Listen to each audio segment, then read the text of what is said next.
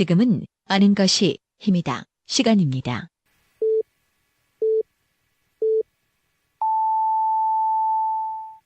Welcome to the best podcast. Knowledge is power. 하루 7분만 투자하세요. 여러분들도 대전, 충청 지역의 전문가가 될 수 있습니다. 정 PD의 키워드로 풀어보는 뉴스.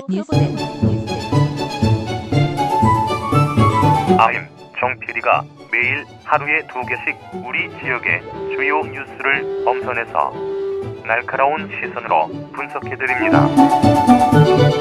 지금 카카오톡에서 아는 것이 힘이다를 친구 추가하시거나 팟빵이나 유튜브, 페이스북에서 아는 것이 힘이다를 검색해주세요.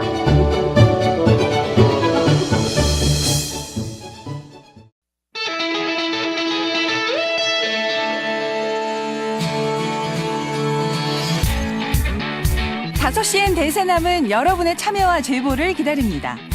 오늘 다들 수고하셨습니다. 진주어머니 나머지 다 여러분의 일상, 올해는 독립운동과 청원에 대하여 문제점을 지적하고 나누고픈 현장, 의견을 다양한 촉구하여 소리를 보내주세요. 단문 50원, 장문 100원의 유료 문자 샵 2309, 페이스북과 카카오톡 플러스 친구에서 대세남을 검색해 참여하실 수 있습니다. 5시엔 대세남, 지금 참여하세요. 5시엔 대세남 금요일에는 두 분 토론이 진행됩니다. 오늘은 정의당 대전시당 김윤기 위원장 그리고 바른미래당 남충희 전 위원장 두 분 모시고 대전도시철도 2호선 트램 사업과 또 월평공원 민간특례 사업을 둘러싼 문제를 진단을 해보도록 하겠습니다. 좋은 의견 있으신 분들은 함께 참여해 주시고요. 문자 보내주시면 되겠습니다. 단문 50원, 장문 100원에 유료 문자 샵 2309를 이용하시면 됩니다. 샵 2309번입니다. 그리고 페이스북과 카카오톡 플러스 친구 5시엔 대세남에서도 참여가 가능합니다. 의견 남겨주신 분들 중 3분을 선정해서 이 소정의 모바일 상품권을 보내드리겠습니다. 그리고 오늘은 페이스북 라이브를 통해서 보이는 라디오 함께 하실 수 있습니다. 페이스북에서 대세남을 검색해서 함께 라이브 해주시면 감사하겠습니다. 키워드로 보는 뉴스 브리핑 진행하겠습니다. 팟캐스트 하는 것이입니다. 정진호 PD와 함께합니다. 어서 오세요, 정 PD. 네, 안녕하십니까. 정진호입니다. 예, 오늘 첫 번째 키워드는요? 네, 첫 번째 키워드는 하나를 보면 열을 안다로 정해봤습니다. 예, 어떤 내용입니까? 대전 대덕구가 행안부의 음주운전 징계 기준보다 처벌 기준을 한층 강화해서 음주운전으로 3회 이상 적발된 공무원을 파면하기로 했다고 합니다. 예. 그리고 음주운전 사망사고를 냈을 때에는 해임, 인적, 물적 피해를 입었을 경우에는 정직 처분의 징계를 내리기로 했다고 하는데요. 예. 대전시 역시도 얼마 전에 공무원의 음주운전 적발 누적 건수가 3회가 되면은 파면시킬 예정이라고 했고요. 현재 지방공무원 징계 규칙에는 음주운전 첫 적발 당시에는 면허 정지는 감봉에서 견책, 그리고 면허 취소는 정직에서 감봉 등의 징계를 받도록 규정하고 있다고 합니다. 예. 요즘 윤창호 씨 사망 사건 이후에 음주운전과 관련된 여러 가지 이제 뉴스들이 이슈가 되고 있고요. 네. 또 많은 국민들의 공분을 사았던 그 민주평화당 이용주 의원의 음주운전 사건도 있었고요. 네, 그렇습니다. 좀 답답해 보이긴 하는데요. 예. 그런데 좀 한번 자세하게 좀 볼 필요가 있을 것 같습니다. 그 언론에서도 그렇고 보도자들도 그렇고 이게 이제 강화된 것이라고 하는데 이게 강화된 것인지 예. 아니면 당연한 것인지 아니면 좀 부족한 것인지 좀 모르겠습니다. 그 말로는 늘 음주운전은 범죄다, 살인 행위다라고 하는데 왜 3번입니까? 그렇죠. 이 말로만 그렇게 강조하는 살인행위에 대해서 예. 2번의 기회, 앞선 기회가 부여가 된다면은 그건 좀 말이 안 되는 것 같습니다. 지금도 관대하다 이런 얘기군요. 네, 그 우리 사회가 음주운전을 포함해서 그 술에 대해서는 상당히 좀 관대했었죠. 그래서 이른바 뭐 주치범죄자를 심신미약으로 인정해서 죄의 형량을 좀 감경해 주기도 했으니까 말이죠. 이제 그런데 이게 위험한 범죄 행위라면은 그에 합당한 그 강한 그 징계 기준을 마련해야 되고 또 엄격하게 시행해야지 뭐 공직사회가 무슨 학교도 아닌데 발음은 몇 장 쓰는 견책 뭐 근신 이런 징계를 한다는 거는 정말로 음주운전을 근절하겠다는 의지가 반영되었다고 보기 좀 어려운 것 같습니다. 예. 이런 기준이라면은 일단 처음 한번 걸렸을 때 조심해야지 그나마 다행이야 아직 기회가 남았으니까 뭐 이런 생각을 하는 게 무리는 아니지 않나 싶은데요. 예. 이 징계 기준 속 3회라고 산정한 것은 이걸 근절하겠다는 행정기관의 강력한 의지가 담겨 있기보다는 그 안에 좀 음주운전에 대한 관대함이 남아 있는 게 아닌가 싶습니다.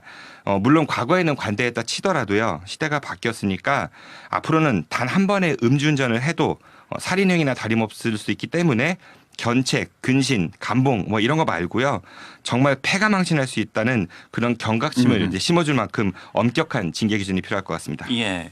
미국 등 일본 선진국에서는 음주운전을 뭐 살인죄를 적용한다 이렇게 알고 있는데 네네. 그에 비해서 우리 사회는 아직도 음주운전과 관련해서는 좀 관대한 측면이 있다 이런 얘기지요. 네, 그렇습니다. 3회가 저는 참 이해가 가지 않습니다. 원스타이가. 예. 자, 두 번째 키워드 살펴볼까요? 네, 두 번째 키워드는 명단을 찾아서입니다. 어떤 내용입니까? 네, 지방세 1,000만 원 이상을 체납한 대전 지역 신규 고액 상습 체납자 명단이 대전시와 위텍스 홈페이지에 공개되었다고 합니다. 그 이번 공개 대상자는 지난 1월 1일을 기준으로 해서 1년 이상 1,000만 원 이상의 지방세를 내지 않은 체납자라고 하는데요. 예. 이번에 공개된 신규 체납자는 개인 169명의 총 80억 4천만 원 정도, 그리고 법인은 73곳에 총 40억 5,400만 원 정도라고 합니다. 뭐 세금 납부는 국민의 의무잖아요. 네. 예. 그럼에도 불구하고 세금을 납부하지 않는 거. 이거 대부분 이제 형편이 어려운 사람들이 아니라 돈 좀 있다는 사람들이 이렇게 세금을 좀 납부를 하지 않아서 문제가 되는 거잖아요. 네, 그렇습니다. 그 정부가 일단은 국민을 위해 정말 일을 잘하면은 세금 내는 걸 싫어하는 그런 조세 저항이 좀 줄어들 것 같은데 예. 그 매번 이제 정치인 비리, 뭐 공직자 비위 행위, 뭐 엉뚱하게 쓰이는 각종 보조금, 지원금, 공적 자금 이런 거 보면요. 솔직히 말해서 세금 내고 싶다는 마음이 싹 달아날 때도 있습니다. 예. 근데 말씀하신 대로 우리 사회 전체를 위해서는 소득이 있는 곳에는 반드시 세금이 뒤따라야겠죠. 그게 바로 조세정이잖아요. 맞습니다. 예. 그런데 이게 한두 푼도 아니고 1,000만 원 이상의 고액 체납이라고 하면은 문제가 좀 심각한 것 같습니다. 그 이번에 발표된 고액 체납자들 중 제가 탑3를 한번 좀 살펴봤는데요. 1위는 총 3천만 원가량을 체납한 경북 경산에 주소를 둔 자동차 매매업자 54살 성모 씨라고 합니다. 6억이요? 6억 9,300만 원이니까 7억 예. 가까이 되겠네요. 예, 예. 2위는 총 6억 5,700만 원가량을 체납한 대전 유성에 주소를 둔 이른바서는 중국집 뭐 음식점이나 아니면 체인, 프랜차이즈 체인 같은데요. 예. 도소매업자 37살 엄모 씨라고 하고요. 3위는 총 3억 2,400만 원가량을 체납한 대전 서구에 주소를 둔 도매업자 64살 임모 씨라고 합니다. 세금이 억대라면 수입은 어마어마할 텐데요. 네, 뭐 상상이 잘 안 가시죠? 예, 그렇죠. 저희가 뭐 전혀 상상할 수 없는 정도의 세금이기 때문에 분명히 수입도 상상할 수 없을 정도의 수입이 있음에도 불구하고 세금을 지금 안 내고 있다는 얘기잖아요. 뭐 그렇게 볼 수도 있을 것 같긴 한데요. 그 예. 개인 체납자 이제 상위 5인을 보니까요. 그 업종을 살펴보니까 자동차 매매업 그러니까 중고차 매매업 같습니다. 예. 이게 3명 그리고 2명은 도소매업자로 나타났습니다. 그리고 대부분 사유가 뭐 폐업 내지는 이런 식으로 표기가 되어 있고요.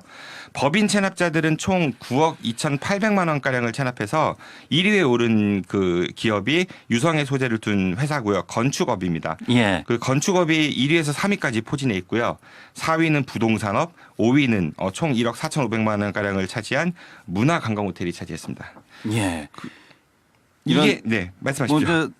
다들 웬만큼 이제 큰 업체들이잖아요. 이 정도면 건설업 뭐 또 문화관광 호텔 정도면. 네. 근데 업종이 좀 겹치는 부분을 확인할 수 있을 것 같습니다. 예. 근데 이거를 일부 언론에서는 경기가 불황이다 보니까 이런 뭐 폐업 내지는 부도가 발생한다 이렇게 해석하는 곳도 있어요. 근데 이거 예. 좀 곤란한 얘기인 것 같고요. 시중에 많이 떠도는 얘기를 보면은 사업자 등록 내고 각종 투자를 받거나 은행으로부터 돈을 차입하고 부도 내고 폐업하고 아하. 또 다른 명의로 신규 사업자 내고 이런 일들이 정말 흔하게 벌어지고 있다고 합니다. 예. 물론 이번에 고액 체납자로 명단 공개된 분들이 그렇다는 얘기는 아닙니다. 하지만 그 납세 당국이 이 고액 체납자를 뿌리 뽑겠다라는 의지를 보이면은 단순히 압류 걸고 독촉하고 이런 일에만 머무를 게 아니라 경찰 등 관계 당국과 협력을 해서 혹시 모를 이런 고의 부도라든지 먹튀 뭐 이런 것들 있지 않습니까? 예. 이런 악질적인 인사들을 좀 철저히 가려내는데 전력을 다해야 될 것 같습니다. 그리고 이제 이게 홈페이지를 통해 가지고 공개가 됐는데요. 제가 대전시 홈페이지 한번 들어가 보니까 그 메인 화면 오른쪽 하단 그 알림창 배너에 있다고 안내를 받았거든요. 예. 하지만 그 배너 개수가 총 25개입니다. 그러니까 25분의 1 확률로 이걸 확인할 수 있거든요. 그래서 이 명단을 접근하기가 그렇게 쉽지만은 않았었습니다. 예. 고액 체납자가 많아진 이유가 최저임금 인상 때문이다. 뭐 이런 논리를 펴는 분이 또 없지 않을까 생각이 되네요. 예, 알겠습니다. 키워드로 보는 뉴스 브리핑 지금까지 팟캐스트 하는 것입니다. 정진호 PD였습니다. 수고했습니다. 고맙습니다. 대한민국 재벌 운호 일가들의 실상을 낱낱이 파헤쳐봅니다. 재벌백과 사전.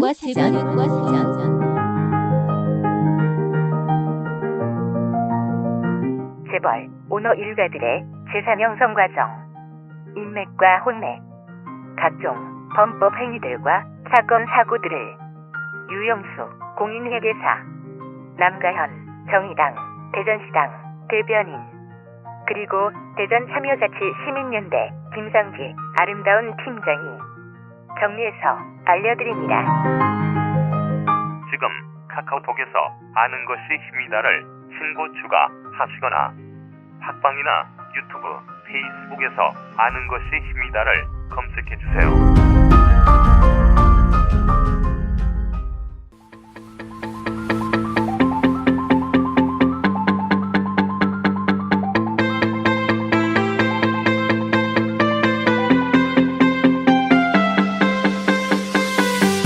팟캐스트 아는 것입니다. 최장수 프로그램입니다. 우리 지역 최고의 언론인 오마이뉴스 장재환 기자가 한 달 동안 대전 충청 지역의 가장 핫한 뉴스를 골라 해당 사안의 당사자를 소환해서 여러분들께 자세하게 전해드립니다. 장재환 기자의 요즘 뭔 일 이슈 오신 걸 환영합니다.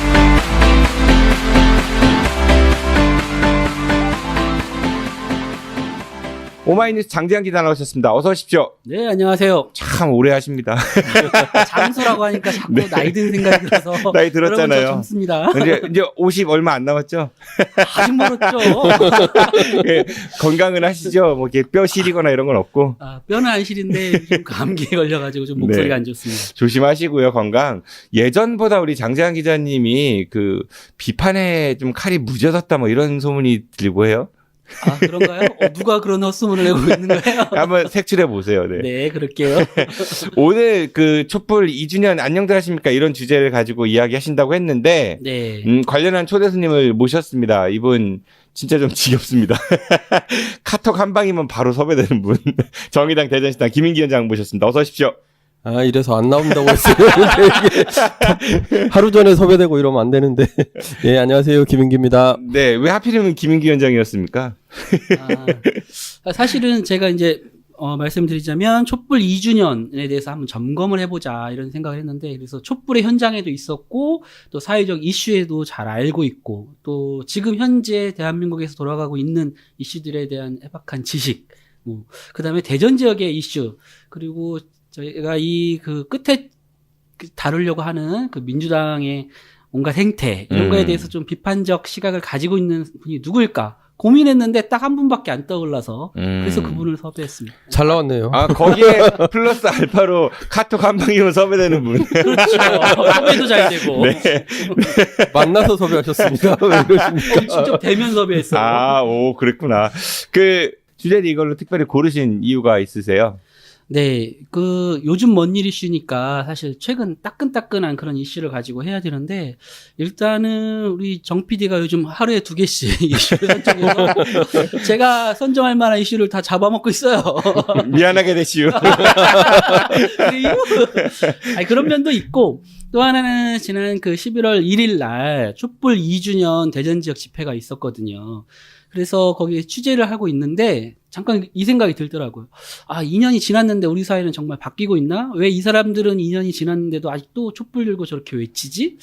누군가는 또 한번 좀 점검을 하고 갈 필요가 있겠다. 우리 좀, 뒤를 좀 돌아보고 새롭게 좀 각오를 좀 다져야 되겠다. 이런 생각이 문득 들어서, 원일 이슈에서 한번 다뤄보는 것도 좋겠다. 그래서 이렇게 정하게 됐습니다. 네, 알겠습니다. 그럼 촛불 2주년을 지금부터 한번 좀 되돌아보도록 하죠. 네, 기자님. 오래되지 않았으니까 뭐 기억이 나실 거예요. 우리 김영규 위원장님도 뭐 촛불 때 뭐 엄청 나오셨죠, 거리에. 그렇죠. 뭐 보니까 한 60회 가까이 한 것 같아요, 대전에서. 네, 예. 그렇죠. 예, 그런데 뭐 거의 다 나간 것 대부분. 같아요. 특별한 일이 없습니다. 물 만난 고기였지 뭐. 할 일도 없었는데 아싸 잘 걸렸다고. 네. 왜 이러십니까? 차 불러놓고. 네, 전국적으로 이제 서울에서는 좀 대전보다는 앞서서 10월 말쯤에 10월 20일경부터 이제 시작이 됐죠. 대전에서는 처음 열린 것은 11월 1일이었고 그때 갑자기 3,000명이 대전 타임월드에 모여들었는데 타임월드 그 앞에 도로를 처음에는 앉을 생각이 없었는데 너무 많이 와가지고 도로를 맞아요. 의도치 않게 점검하게 됐던 점거하게 됐죠. 점검이 아니라 연말이어서 도로 점검도 하고. 네, 점거해서 거기 차선을 다 앉았던 기억이 있고 또 그날 학생들이 중고등학생들이 뭐 거의 한 50% 정도 넘는다 해서 많이 나왔던 그런 기억도 그 말씀하시니까 교육청에서 뭐 사찰 얘기도 논란이 있었던 것 그 다음 날이었죠. 11월 2일이었던가. 그래서 그때 뭐 이제 경찰 분들이 교복 입고 나온 학생들이 이렇게 보고 어느 학교인지 연락하고 그래서 왔다 갔다 하면서 하여튼간에 사찰 논란이 일었었죠. 교복이 이뻐가지고. 물어봤으면 되는데 이걸 학교로 연락하고 교육청이 나오고 이렇게 되니까 문제가 된 거죠. 학교로 연락해서 교감 선생님들이 이런 분들이 막 뛰쳐나와가지고 집 돌아가라 뭐 이런 그래서 사찰이다 국민의 자유권을 침해하는 거다 이런 얘기도 많았고 또 그 뒤로는 이제 거의 매일 했어요. 한동안은 매일 했어요. 그렇죠. 거의 매일 했었죠. 예. 매일매일 모여서 3,000명, 2,000명 뭐 이렇게 또 계속 모여서 하다가 이제 주말마다 하는 이제 대규모 집회를 하는 방식으로 전환이 돼서 3월 말까지 했었나요? 3월 때까지 계속 60여 회를 계속 이어갔고 또 각 동네에서도 김영규 위원장님 사시는 그쪽 동네에서 했었죠. 갈마동에서도 했었죠. 갈마동에서도 매주 금요일 날 했었는데 한 10번 정도 했나? 뭐 그래서 이게 이어져가지고 이제 올평공원 싸움까지 이렇게 동네 오고 있는 거죠. 각 동네별로도. 그러니까 이제 본부에서 운동 본부에서 주로 개최하는 건 가장 큰 집회는 토요일 날 하고 그 다음에 수요일 날 중간 집회를 한 번씩 했어요. 그리고 화요일이나 목요일 이런 때 동네 촛불을 또 한 거죠. 그러니까 굉장히 많은 연인원으로 따지면 우리가 집계가 잘 안 돼서 그렇긴 한데 굉장히 많은 인원들이 참여했던 것 같아요. 뭐 그 이유는 다 아시겠지만 우리가 이제 최순실에 의한 국정농단이 이제 뭐 시작이었고 그리고 태블릿 PC 나오면서 이렇게 뭐 명확히 드러나면서 촉발이 된 거고 그리고는 이제 적폐청산 이야기를 우리가 많이 했죠. 거기서 있었죠. 그렇죠. 예. 뭐 어떤 것들이 있었던지 좀 기억이 나시나요? 그때 저는 역사교과서 얘기도 있었던 것 같고. 예. 그리고 국정화 처리하라는 거. 철도노조가 굉장히 오래 파업하고 있었는데 그때 성과연봉제 얘기도 좀 있었죠. 그랬죠. 예. 또 백남기 농민 관련한 이야기도 있었고. 그렇죠. 세월호 참사 뭐 그런 얘기도 있었던 것 같아요. 세월호 참사가 또 굉장히 진상규명을 위해서 이 촛불의 기저에는 그 세월호 사건이 더 크게 작용했다 이런 이야기도 있었고 뭐 일본군 위안부 협상 원천 무효를 요구하는 그런 것도 있었고 뭐 재벌 해체 이런 얘기 많이 있었죠. 그 사드 배치 처리, 뭐 성과 연봉제 아까 말씀하셨고 언론 적폐, 부역자 처벌, 그다음에 한반도 평화 이런 얘기들이 그때 우리가 많이 외치던 그런 거였습니다. 그래서 뭐니 해도 뭐 박근혜, 최순실, 국정농단 그게 가장 그렇죠. 그러니까 이제 초반에는 이제 박근혜 퇴진 이런 구호가 굉장히 높았는데 뒤로 가면서부터 이제 우리의 삶과 관계되는 이야기들이 나오고 그리고 특히 이제 청소년들이 내 삶을 바꾸는 어떤 정치가 필요하다 이런 이야기들을 많이 했었죠. 그러니까 그게 이제 아까 말씀드렸던 중고등학생들이 나오고 대학생들이 막 뛰쳐나왔던 이유가 그런 거거든요. 사실 처음에는 그분들이 정치적 이슈에 대해서 관심이 있어서 나왔다기보다는 자기들과 직접적인 관련된 것들 때문에 이대로는 안 되겠다고 나온 거거든요. 그 중고등학생들은 주로 그 정유라의 그 부정입학에 돈들 실력이야.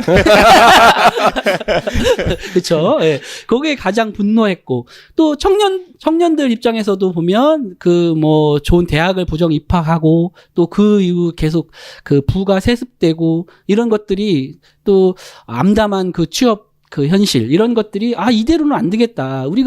우리나라가 뭐 돈을 번다고 해봐야 다 버는 사람들 자기들만 가져가지 결국 밑에 사람들은 그걸 같이 누릴 수 없는 이게 뭐 4만 불, 5만 불 되면 뭐 하나 이 사회 구조를 바꿔야 된다. 개혁이 일어나야 된다. 이런 목소리가 터져 나오면서 동력이 되었고 결국은 이제 촛불이 그 시민혁명이라는 이름으로 이제 성공한 그런 혁명이 된 거잖아요. 박근혜 대통령이 결국은 이제 탄핵을 당해서 헌재에서 이제 탄핵이 인용되고 그래서 대통령이 새로 뽑혔고요. 아까 말씀하신 대로 여러 그 이슈들을 던졌는데 우선은 박근혜 대통령은 이제 잘렸습니다. 그렇죠. 역사 교과서 국정화도 철회가 됐죠, 결국은. 그러니까 저희가 이준영이 돼서 굳이 이런 이야기를 하는 건 그때 외쳤던 외침, 그리고 지금 세상이 좀 변한 건 사실인데 과연 우리가 외쳤던 그 외침은 어느 정도 지금 가고 있는지, 우리는 어디에 서 있는지를 한번 점검할 필요가 있다. 이런 건데 특히 그 이유가 뭐냐면 요즘 갑자기 그때 촛불을 들었던 사람들이 그동안엔 약간 침묵 또는 문재인 정부를 응원하는 사람이었다면 최근에 와서는 약간 불만의 목소리를 내고 있다는 거죠. 왜 이렇게 되었나? 무슨 이야기를 하고자 하는 건지 그런 걸 한번 우리가 생각해 보자는 거거든요. 케이스 바이 케이스를 한번 좀 정리를 해보시죠. 그러면은 네, 그때 이제 저는 이제 제목이 또 우리가 안녕들 하십니까 이거잖아요. 그렇죠, 당시에 촛불이 막 시작되고 중간 11월쯤에 고려대에 안녕들 하십니까라는 대자보가 이렇게 붙었거든요. 근데 과연 이제 그때 이제 주제는 뭐냐면 우리가 이렇게 뭐 노동자들은 이렇게 뭐 잘려나가고 비정규직은 더 확대되고 있고 청년들은 취업 일자리가 없어서 걱정하고 했는데 그런데 당신들은 정말 안녕한 거냐? 아무 침묵하고 가만히 있고 그냥 마치 아무 일 없듯이 다니는데 이렇게 물었던 거잖아요. 근데 그 무릎이 대전에서도 우리 유명한 청란여고에서도 나왔고. 제가 왜 웃냐면 왜요? 김인기 위원장 왜 불렀어요? 혼자만 얘기해. 아니 좀 있으면 물어볼 거예요. 뭐 물어볼 건데요? 지금 기다려보세요.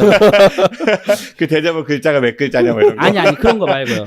그랬었는데 지금 현재 우리가 지금 안녕한지 우리 점검해보자 이런 건데 아까 말씀드렸던 적폐청산 과제들이 상당 부분은 또 해소된 것도 있고 되지 않은 부분도 있어요. 근데 되지 않고 답답한 부분에서 사람들이 목소리를 내고자 하는데 그 목소리를 내는 그 현장에 우리 김윤기 위원장님이 있기 때문에 그걸 물어보려고 하는 거예요. 이 사람 갑자기 마이크가 내가 안 끊었으면 계속 얘기했을 거예요. 아니 성질 급하시네.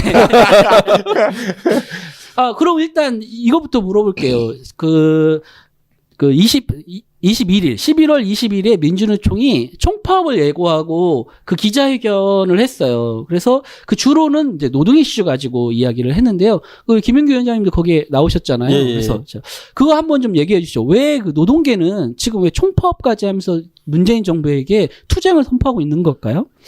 그러니까 이제 사실 아까도 그런 말씀 하셨었는데 이게 이제 촛불 과정에서도 그런 이야기들이 많이 나왔었고 그래서 문재인 정부 초반에 물론 지금도 그런 기조가 유지되고 있습니다만 이게 사회불평등 해소 이런 부분에 굉장히 많은 포커스를 맞추고 정책들도 내놨었죠.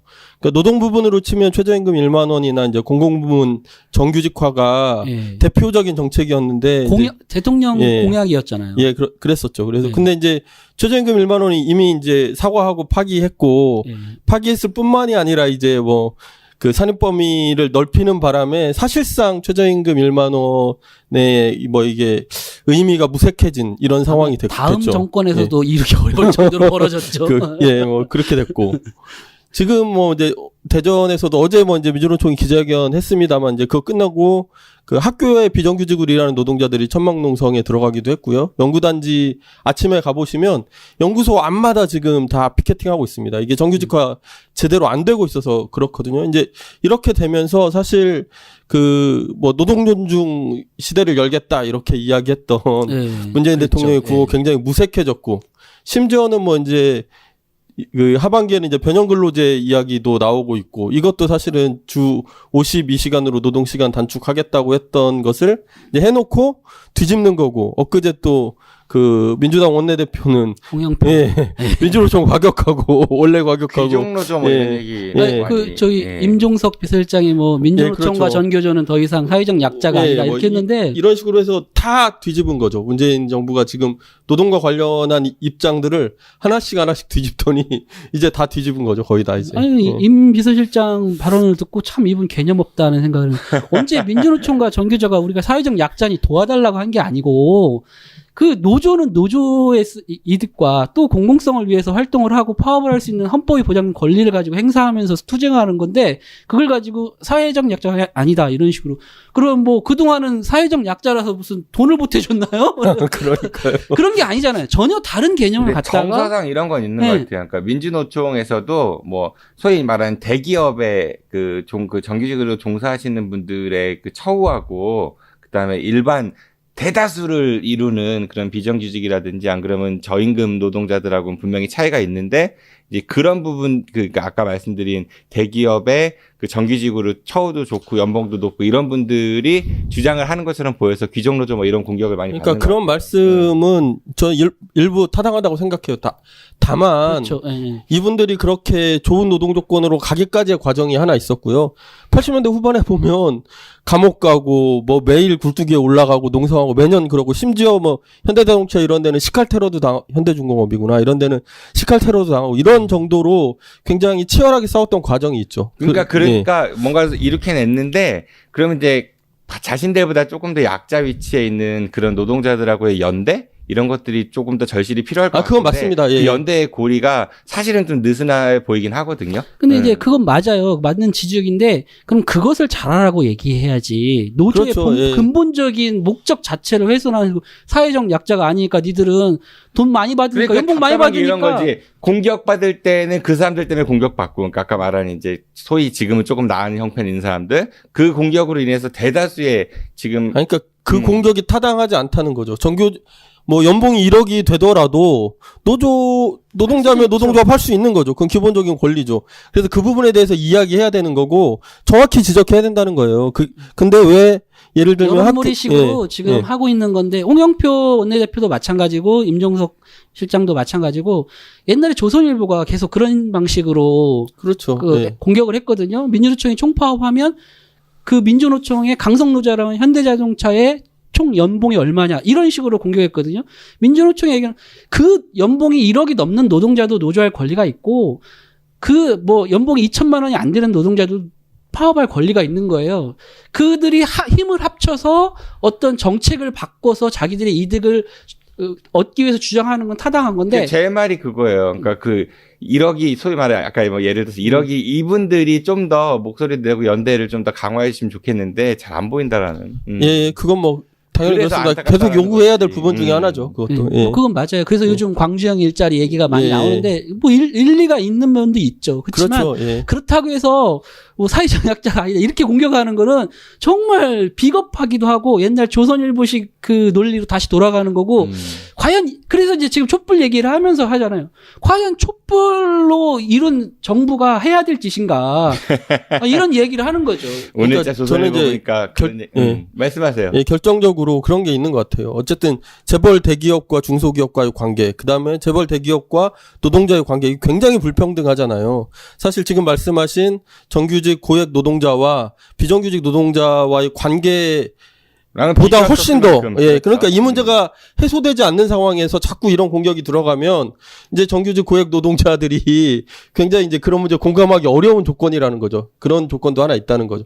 그 말씀 자체는 뭐 동의하고요.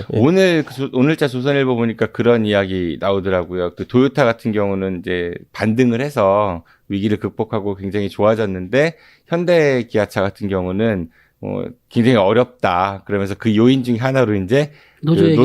노사 간의 협상 그 얘기 하더라고요. 그 뭐 한 몇십 년 전부터 하던 똑같은 레파토리고 특히 경제지 중심으로 늘 모든 원인이 다 노조. 그렇죠. 그 노조가 만약에 협조하면 대한민국이 막 4만 불, 5만 불 가는 것처럼 얘기를 하는데 사실은 그건 아니거든요. 그리고 이제 우리가 이 얘기만 할 수 없으니까 네. 오늘은 적폐. 그때 얘기했던 적폐들 몇 가지만 우리 짚어보면 잘 이걸 정리하고 있어요. 가죠. 예. 그러니까 문재인 정부가 처음에 공약할 때는 노동 친화적인 정부를 만들겠다라고 했지만 실질적으로는 그러니까 좀 많이 방향이 선회된 것 같다 뭐 이런 얘기를 하시는 거죠. 일단 공약을 그 문재인 대통령이 맨 먼저 당선되고 나서 간 게 그 비정규직을 찾아갔지만 실제로 지금 우리 사회에 비정규직이 없어지고 정규직화 공공부만 조금 일부는 됐지만 거의 뭐 진전이 없다고 보고 아까 얘기하신 것도 마찬가지고 네. 그래서 어찌 보면 요즘 하는 거 보면 뭐냐면 노동 종중이 아니라 재벌 친화적 정권으로 변하고 있다.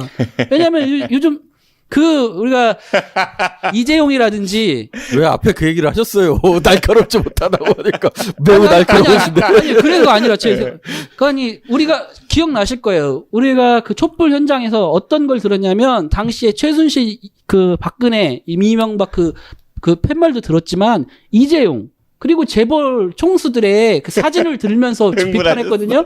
재벌 해체해야 된다고. 맞아요. 예. 그게 우리 사회를 좀먹는 근본이다. 이 재벌이 막 골목 상권뿐만 아니라 막 다 그렇게 했잖아요. 근데 지금 2년 지난 지금 어떻게 하고 있습니까? 이재용 손잡고 북한도 가고 가서 투자해달라 그러고 그렇죠. 베트남이었나? 베트남인가도 가고 이러고 있잖아요 지금. 인도. 예, 인도였나? 예. 그러고 있다는 거예요. 냉면이 목에 넘어갑니까? 그건 또 따로 다룰 만한 이슈고. 그런 식으로 지금 또 다시 그렇게 변하고 있나. 이게 저는 약간 노무현 정부를 다시 보고 있는 듯한. 노무현 정부도 노무현 지지 세력과 이 사람들이 그 전에는 어느 정도 예상되지 않았어요. 근데 저는 그런 예상 좀 했었는데. 저는 개인적인 생각으로는 촛불을 경험했기 때문에 그러면 안 된다는 겁니다. 아니, 저도 촛불의 경험이 있기 때문에 이 개혁의 동력이 그때와는 좀 다르다고 생각한 게 있었고요. 근데 확실한 건 처음에 약속은 전혀 지켜지지 않고 해체할 것 같았던 정경련은 이제 손잡고 다시 사업 시작하고 그래서 이게 점점 이게 아까 말씀하신 대로 재벌 친화적으로 노동에는 뭐 이렇게 멀어지는 그리고 이런 2년밖에 안 지났어요. 행보를 하고 있는 취임한 거죠. 지는 정부 출발한 지는 뭐 2년도 채 안 됐는데 벌써 이렇게 확 바꾼다는 거, 기조를 바꾼다는 왜 건. 법에도 처리가 안 되는 거예요, 근데? 그러니까 그것도 이제 그게 참 그게 그렇게 어려운 일인가요? 본인들도 대통령도 수없이 약속을 했고 당시에 민주당이나 그 정권 그러니까 왜 안 하는 것 같아요, 지금? 그거? 왜 못 하는 것 같아요? 부담이 있는 거죠. 사실 이제 예전에 이게 뭐 사석 비슷한 데서 들은 얘기라고 하는데 저도 건너들은 이야기라. 사석 비슷한 데는 어떤 거예요? 하여튼간에 뭐 그렇다는데 이제 그 노사정 위원장 했던 문성현 위원장이 이제 정교조 문제는 지방선거 끝나면 풀 거다 이렇게 이야기했다는 거예요. 왜냐하면 어쨌든 지방선거 전까지는 선거 결과가 불안하니 그래서 당연히 뭐 그럴 수 있겠다 이렇게 생각을 했던 거죠. 근데 이제 지방선거 이후에도 뭐 전혀 풀릴 기미가 없는 상황이고 그런데 이제 정부에서는 그렇게 이야기하는 거잖아요. 이게 뭐 대법원에 가 있으니 법원의 결정이 날 때까지 기다려라 이렇게 이야기하는데 이게 대법까지 간 배경은 사실은 그 노조환임 통보를 한 행정부로부터 출발하는 거니까 그 문서를 철회하면 원인 무효가 되는 거거든요. 이게 사실은 그 비슷한 거죠. 그 노동과 계속 멀어지는 문제와 비슷한 건데 기존에 어쨌든 민주당 정부가 그 영역을 넓히려고 하다 보니 자꾸 오른쪽을 바라보게 되는 거죠. 김영주 장관이 비슷한 이야기 했다가 그 곤혹을 치르고 결국은 장관직도 내려놓게 된 어떤 계기 중에 하나가 되지 않았나요? 그렇죠. 예, 그런 측면도 있고. 그러니까 사실은 이게 왼쪽이냐 오른쪽이냐의 문제라기보다 기본권의 문제고 기본의 문제잖아요. 사실 그래서 이런 문제들에 대해서 어떤 관점을 가질 것인지라고 하는 것이 많이 흔들리고 있는 거죠. 지지층의 스펙트럼을 넓히기 위해서 이 문제에 대해 소극적으로 대처하는 것처럼 보인다라는 말씀이신 거죠? 예, 저는 그렇게 봅니다. 지금 이제 노조에 대한 굳이 그 민주노총과 전교조를 언급한 이유도 그거에 대한 그런 시각이 담겨 있다고 보는 거예요. 그 노조들은 특히 강성 노조들은 그 대정부 투쟁을 세게 하기 때문에 사실 전교조가 박근혜 정부를 위해서 싸울 때는 좋았는데 자기 편이었는데 이제 이걸 풀어주고 나면 누구를 향해 싸우겠냐면 자기를 향해 싸울 것 같으니까 풀어주기 싫은 거죠. 약간 그런 식의 그 변심이죠, 변심. 전 그렇게 생각하고요. 우리 편, 그리고 이제. 우리 편. 그러니까 우리 편일 때만 좋고, 네. 그 얘기예요. 우리 편일 때는 좋고, 내가 이제 위치가 바뀌니까 이제 남의 편을 하는 거죠. 그리고 이제, 또 여러 가지가 있어요. 우리가 그냥 훑고 넘어가면 역사 교과서 국정화는 처리됐고, 세월호 참사 진상 규명은 이렇게 충분하진 않지만 그래도 약간의 진전이 그렇죠. 있었다고 볼 수도 있고, 백남기 농민 사건도 사실 이건 정말 말도 안 됐어요, 그렇죠? 그 외인사 병사가 그렇죠. 얘기했던 거 정말 코미디도 이런 코미디가 없었어. 그래도 어느 정도는 이것도 이제 마무리되어가는 것 같고요. 제가 이번에 다큐멘터리 필리핀 대학교 상영회 갔을 때 이 얘기했어요, 필리핀 분들한테. 아, 이 그래요? 백남기 농민 관련해 갖고 외인사 병사 가지고 이런 게 있었다 이 얘기했었거든요. 다들 안 믿어요. 아, 이 말도 안 되는 사건이었어요. 말도 안 되죠. 전 세계적으로 정말 창피한 일은. 그러니까요.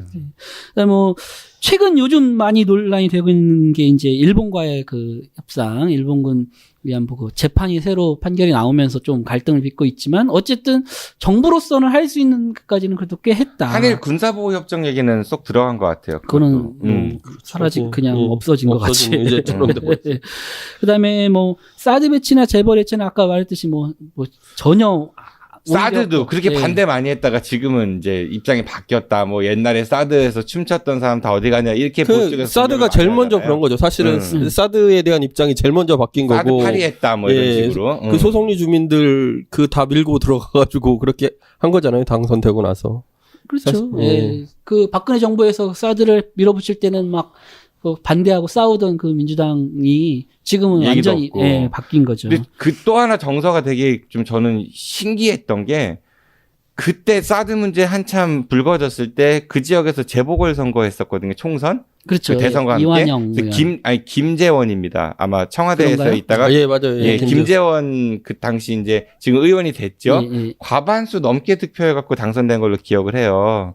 그 난리가 났는데도 그래서 참 보면서 그 지역은 미안하다. 할 수 없는 면이 그 난리가 날 때였는데. 그리고 소속리가 굉장히 일부니까 그리고 그 지역 외에는 사실 크게 그런 거 할 때 공감이 없는 것 같아요. 선거 결과들 보면. 참외 사주자 이런 얘기 많고 그랬었는데. 그렇죠. 실제로 많이 사줬죠.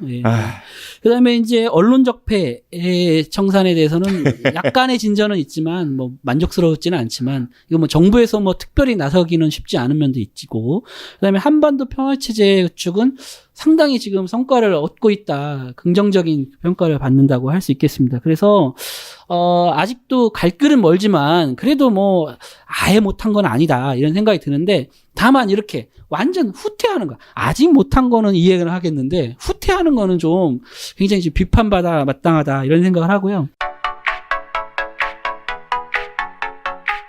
지금 여러분들께서는 대전 지역 최고의 팟캐스트 아는 것이 힘이다 장재환 기자의 요즘 뭔 일 이슈를 듣고 계십니다. 재밌죠? 잘 말하네. 대전 얘기 한번. 그 대전 얘기를 지금 이제 그 다음에 좀 해보려는데, 당시에 촛불 집회에서 어떤 구호들이 많이 외쳤냐면 대전의 적폐 두 가지를 얘기했는데 혹시 기억하시나요, 김민규 위원장님? 그때 수돗물 민영화 중단 그렇죠. 얘기했었죠. 그때 저희가 천막농성 했었거든요. 한참 뜨거울 때였죠. 우리 아는 것입니다. 첫 방송이었습니다. 맞죠. 맞아요. 저도 문영 변호사하고 같이. 맞습니다. 기억나요. 그거 있었고, 또 하나는 이제 월평공원 대규모 아파트 건설 반대, 그러니까 그 민간 특례 사업, 이제 그 두 가지를 외쳤는데, 수돗물 민영화는 그 촛불 과정에 그 권선택 전 시장이 철회를 했고. 11월 1일 날 천막농성에 들어가면서 이제 천막 시당사 이래가지고 시청 앞에서 천막을 쳤었는데, 박근혜 대통령 하야, 그 다음에 수돗물 민영화 중단 이렇게 했어요. 그런데 11월 9일 날인가 기자회견에서 철회하겠다고 했거든요. 시청에 바로 전화 와서 밑에만 잘라주시면 안 돼요. 그렇죠. 이미지가 겹쳐 보이죠, 마치. 아마 많은 대전 시민들이 같은 당인지 알았을지도 몰라요. 아이고, 어쨌든 그 문제 참. 하나는 해결이 됐지만 수술하셨대요 네. 얼마 전에. 그랬다 허리 했죠. 디스크인가 수술하셨대요. 깨알 같은 정보 감사합니다. 서울 가서 하셨대요. 대전 병원 아니고. 네. 원래 그분 그 사모님도 이 동네 안 사셨어요. 그 동부 이촌동인가 거기 집 있으시다고. 그러니까 그쪽 가서 받으셔야죠. 네. 네, 그 다음에 이제 월평공원 대규모 아파트 건설 반대 민간 특례 사업은 지금 현재도 진행 중이고 착착 진행 중이죠. 시장이 바뀌었고 정권이 바뀌었지만 지방정부 바뀌었지만 뭐 오히려 확대되고 있는 분위기죠 요즘. 명분 쌓기가 굉장히 그렇죠. 의심되는. 네, 근데 이 저는 개별 사안만 얘기하고 싶은 게 아니라 기조를 얘기하고 싶어요. 우리가 지금 문재인 정부, 박근혜 정부 그 촛불 과정의 이야기, 뭐 노동 존중의 사회라든지 이런 얘기를 하듯이 이 수돗물 민영화나 그 월평공원 대규모 건설 아파트 이런 것들은 주로 개발 패러다임이나 또는 뭐 자본에 의한 그런 중심 어떤 그런 걸 통해서 뭘 해보려는 그런 문제들이 지금 발생한다고 보는데 그런 정책 기조가 계속 유지된다. 저는 그렇게 보거든요. 특히 우리 김은규 위원장님은 이런 문제를 옛날부터, 허태정 시장님이 지금 보문산 개발도 약속해가지고 대규모 이제 개발도 할 것 같고, 또 뭐 야구장 진다해서 또 막 그렇고, 또 요즘은 트램도 뭐 예타도 그냥 통과하겠다고 해가지고, 막 대전에 곳곳에 지금 그럴 것 같은데, 그런 거에 비판을 많이 하셨잖아요, 요즘. 예. 그러니까 이게 너무 많아요. 사실은 이번에 지방 균형 발전을 위해서 예타를 패스할 수 있는 사업을 세 가지 내라고 했는데 보니까 이게 다 사실 트램만 하더라도 선거 때는 트램 예타 통과 못하면 안 하겠다는 식으로 이야기했었는데 이게 지금 예타 넣어놓고 결과를 기다리고 있는 상황이었는데 그러니까 다들 이게 예타가 잘 안 됐구나 이렇게 생각하는 거잖아요. 그리고 낸 사업들을 보면 그 다음에 순환도로 이런 것도 한 9천억 가까이 되는 건설 사업이고 이게 참 말이 안 되는 얘기들이 많은데 지금 이제 월평공원 민간 특례 사업 같은 경우에는 공론화 위원회 하고 있잖아요. 근데 이게 이제 문재인 정부 들어서서 공론화가 사실은 부족한 면이 있더라도 이 직접민주주의와 대의민주주의의 간극을 좀 메꾸는 역할들을 해왔는데 사실은 이게 대전이 다 망치고 있어요. 공론하면 안 되겠구나. 이렇게 할 정도로 아주 엉망으로 진행을 하면서 사실은 이게 다 그냥 뭔가 결정하기 부담스러우니까 명분 쌓기 위해서 우회하는 것 아니냐 하는 생각이 들 정도로 일방적으로 막 밀어붙이고 있는 거죠. 그래서 얼마 전에 보면 사실 올해죠. 올해 4월하고 6월에 국토부에서 민간특례 그 사업 부지 매입 비용에 대해서 지방채 발행하면 이자 지원해주겠다고 했는데 그렇죠. 예. 7대 특광역시 중에 대전만 안 했어요. 그러면서 하는 이야기가 신청을 안 한 거죠. 지원 안 받겠다. 지원 안 받아도 된다. 녹지기금 많다 이렇게. 녹지기금은 또 월평공원이나 매봉공원들 실제로 개발 수요가 높고 이슈가 되는 데는 안 쓴다 그러면서 도대체 앞뒤가 하나도 안 맞고 그럼 딱 일관되게 이렇게 향하는 방향은 딱 보이죠. 아파트 짓겠다. 이것만 딱 지금 보이는 상황이죠. 아파트 짓고, 보문산에 타워 짓고, 그렇죠. 그다음에 트램하고, 야구장 짓고, 뭐 이런 거를 주로 보이는 정책이라는 게 다 그런 거죠. 그게. 빨리 그러니까 사업자들 하나씩 내세요. 그래야 되려나요? 그러니까 이게 이제 우리가 김은규 위원장님하고 저는 지금 10여 년 전부터 계속 여몽철, 박성효, 권선택 지방 시장이 바뀔 때마다 늘 얘기하는 게 개발이 만능이 아니다. 매달 그냥 짓고 부수고 이런 것만 하는 게 아니라고 한 얘기가 계속 특히 우리가 촛불 얘기하는데 촛불이 지나도 똑같다는 게 이게 정말 답답한 일인 거예요.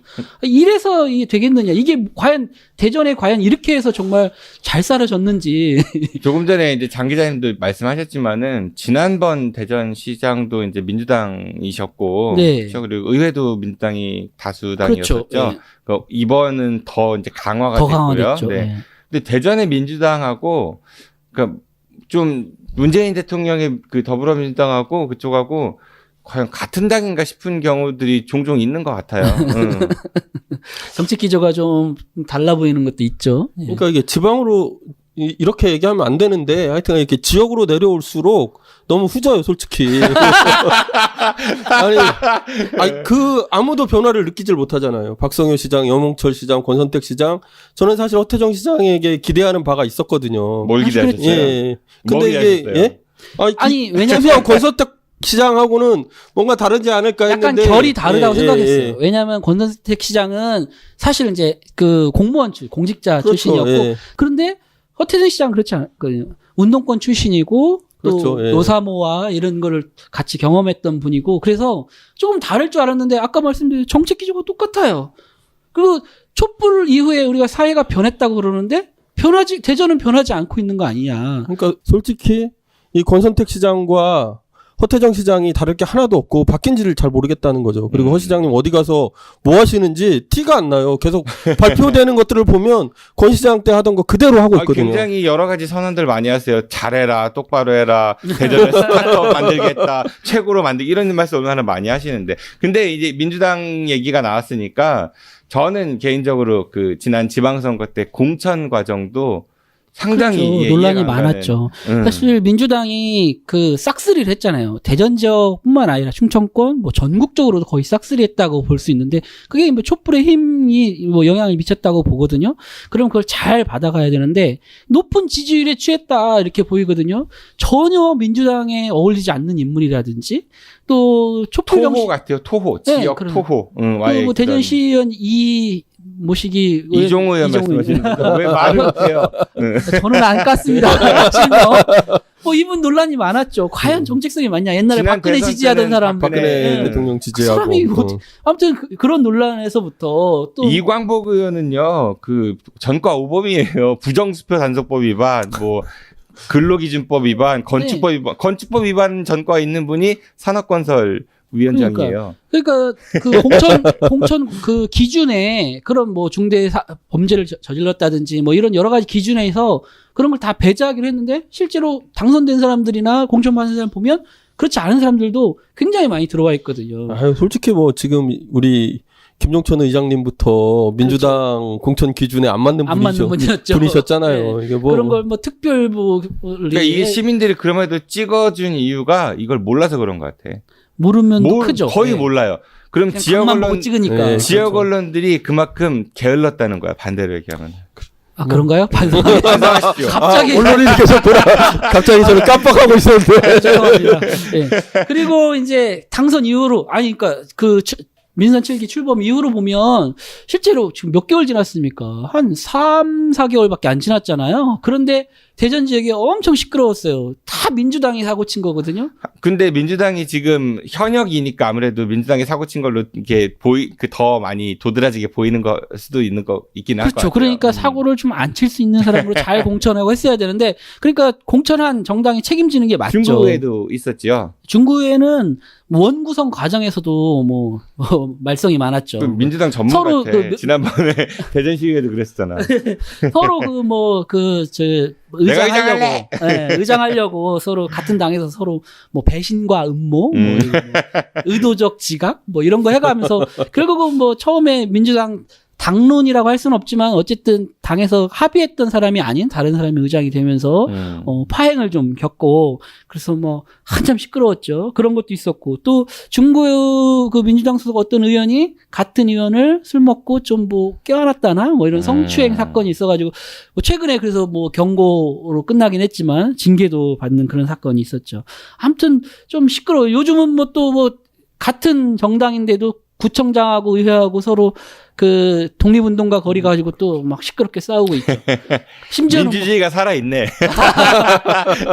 어쨌든 굉장히 시끄러워요. 왜 이렇게 하는지 정말. 대전시의회도 되게 많은 것 중구뿐만이 아니죠. 사실 이제 최근에는 김소연 대전시의원이 이게 이제 선거 과정에서 자원봉사자로부터 이렇게 불법적인 자금을 이렇게 협박받았다 이게 폭로돼서 그 워딩을 뭐라고 해야 돼요? 자원봉사자가 맞아요? 아니면 전직 국회의원 비서관 비서가 맞아요? 뭐 어떻게 해야 되는 거예요? 다 맞는 얘기죠. 그 사람이 그 사람인 거죠. 어떻게 워딩을 하냐에 따라 가지고 느낌이 다르죠.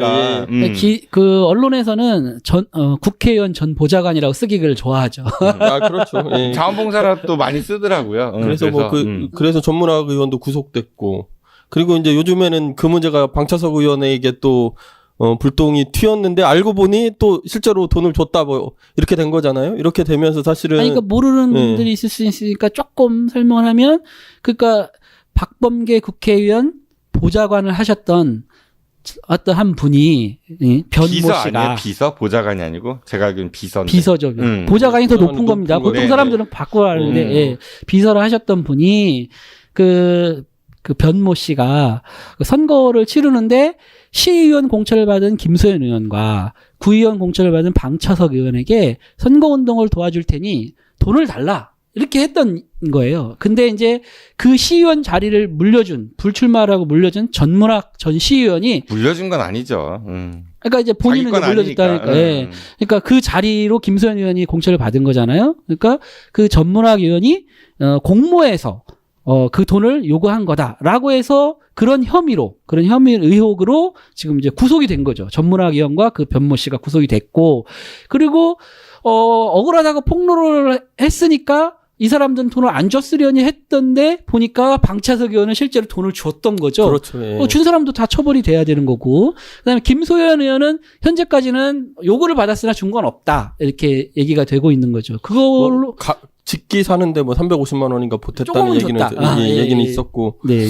근데 이제 이 국면에서 어쨌든 당시에 대전시당 위원장이었고 지역위원장인 박범계 의원이 아무 얘기도 안 하고 있는 상태인 거잖아요. 그렇죠. 예, 이것도 굉장히 문제라고 보여지고 이분이 이제 적폐청산 위원장까지 했는데 정치계 이보다 더한 적폐는 사실 없는 거잖아요. 선거 기간에 돈이 왔다 갔다 하고 그런 문제. 방송 나가는 기준으로 저희가 이게 11월 19일에 월요일에 방송이 올라가거든요. 네. 그날 제가 아침에 아마 올라갈 쯤에는 국회 그 다큐멘터리 상영회를 이제 준비하고 있을 것 같아요. 네. 그날 박범계 의원 만나서 만나거든요. 한번 물어볼까요?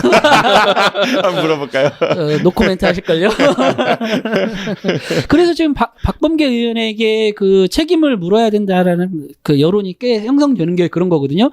특히 이 사건의 핵심이 이제 전문학 의원인데, 전 의원인데, 전문학 전 의원이 멀쩡하게 하고 있던 시의원 자리를 왜 물려줬냐, 이런 의혹이 있거든요. 왜 그냥 불출마를 하고 김소연 의원 공천을 줬냐.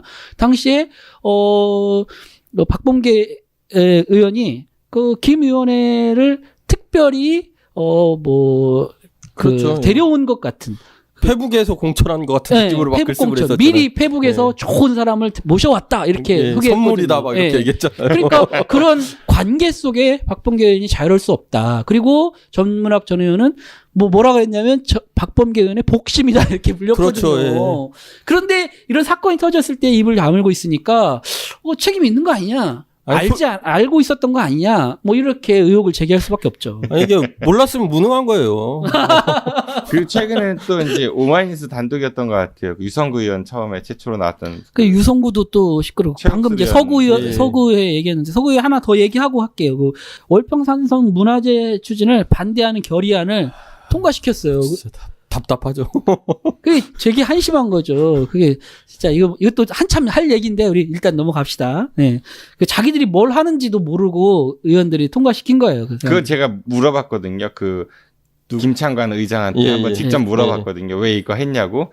그러니까 지역 주민의 뜻이고 그다음에 의원들 모두가 찬성한 사안이다 이렇게 답을 하더라고요. 알고 했던 얘기는 찬성했군요. 제발 문화재로 지정해주지 말아주세요. 다 아파트 지어야 되니까 다 파가세요. 뭐 이랬나 보죠. 참 희한한 사람들입니다. 그리고 유성구에서는 이제 성추행 사건이 있었는데 성추행 피해자의 신원을 알아내서 민주당 소속 의원, 여성 의원이 그 사람한테 접근해서 최국슬 의원. 또 신경 잘까? 보도됐어요. 네. 아무튼 그 최혁슬 의원이 가서 좀 합의해라. 내 것만 삐처리해야지. 나쁜. 아무튼 그런 식이었거든요. 그래서 이거는 참 큰 문제죠. 오히려 피해자를 보호하고 해야 될 사람이 가서 유성구 명예를 위해서 유성 좀 좋은 거지. 합의 좀 해. 뭐 이렇게 해가지고 그래서 민주당이 뭐 당원 자격정지 1년을 받았거든요. 당원 자격정지 1년이면 원래 다음 공천을 못 받아야 되는데 받잖아요. 근데 다 김종찬 신화하고 그렇죠. 그러니까 아무 징계가 아닌 거예요. 그 사실 아무 의미가 없는 거예요. 제명도 복귀하잖아요. 여기 나오신 분들 다 지금 이런 거론되신 분들 1년 6개월 이상 받은 사람 아무도 없죠. 지금 더 문제인 거는 성추행 피해자의 신원이 공개됐다라는 거. 그러니까 그것도 그렇죠. 굉장히 큰 2차 피해인 거죠. 네, 더 큰 문제가 그러니까 아닌가 이런 싶어요. 저는 이제 두 가지 생각이 드는데 이제 촛불 혁명 이후로 여러 가지 이슈들이 제기된 게 있었어요. 그 중에 이제 올 초에는 미투 이런 걸로 굉장히 뜨거웠었는데 그럼에도 불구하고 이런 사건들이 연이어져 있는 것과 그리고 이제 박근혜 대통령에게 그 사건으로 우리가 배웠던 것 중에 하나는 권력을 사유하지 말라는 거잖아요. 근데 그렇죠. 이 공천권 이런 걸 사실상 그때 김소연 의원 공천할 때도 그런 비판들이 많이 있었는데 여전히 이제 그런 관행에서 벗어나지 못하고 있는 그래서 민주당이 밖에만 적폐가 있는 것처럼 이야기하는데 스스로를 돌아보지 못하고 그러면서 이제 정부 여당의 책임을 다 또 이렇게 뒤집어 씌우게 같이 지게 하는 이런 일들을 지금 계속하고 있는 것 같아요. 궁금한 건 못 참는 정 PD가 새로운 사람들을 만납니다. 정 PD의 엮인 사람.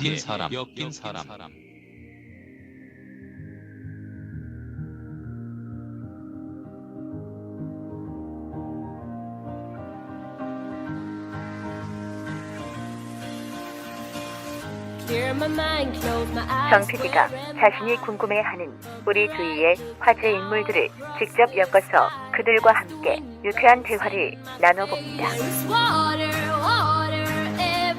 지금 카카오톡에서 아는 것이 있습니다를 친구 추가하시거나 팟빵이나 유튜브, 페이스북에서 아는 것이 있습니다를 검색해 주세요.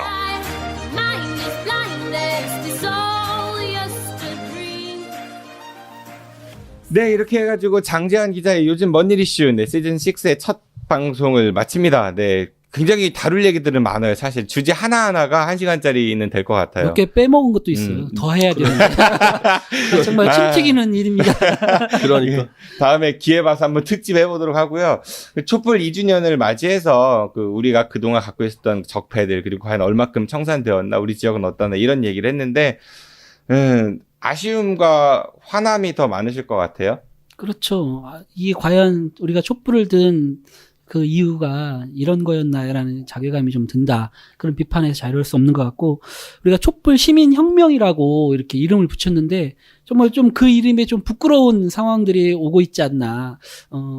후대가 이 사건을 기억할 때 정말 우리 사회를 개혁하고 변화시킨 훌륭한 우리 선조들의 혁명이었다. 이렇게 자랑스러워 할 수 있도록 우리가 지금 좀 정신 차려야 되겠다. 이런 생각을 해봅니다. 생각만 하면 뭐예요. 근데 변하지가 않으니까. 정의당 좀 잘하세요. 예. 갑자기 수고. 어쨌든 우리가 촛불 시민혁명을 통해서 배웠던 것 중에 하나는 최고 권력도 시민의 힘으로 무너뜨릴 수 있고 심판할 수 있다라고 하는 것 같은데요. 이게 박근혜와 자유한국당에게만 적용되는 일인지 민주당도 정의당도 이렇게 제대로 돌아보면서 성찰하면서 이렇게 일해야 되지 않을까 싶습니다. 네, 알겠습니다. 아유, 정치는 정말 말하면 말할수록 희망도 보이지만 동시에 좌절도 하고 화도 나고 그런 것 같습니다. 오늘 나오셔서 고맙습니다, 김윤기 위원장님. 네. 앞으로 카톡으로 자주 보내주세요. 알겠습니다. 안녕히 들어가십시오. 예, 고맙습니다. 장재 기자님, 우리도 이제 물러가죠. 네. 지금까지 진행해 장재환, 정진호였습니다. 청취해서 고맙습니다. 안녕히 계십시오. We shall be back. 고생했습니다. 고맙습니다. 여기서 나오구나.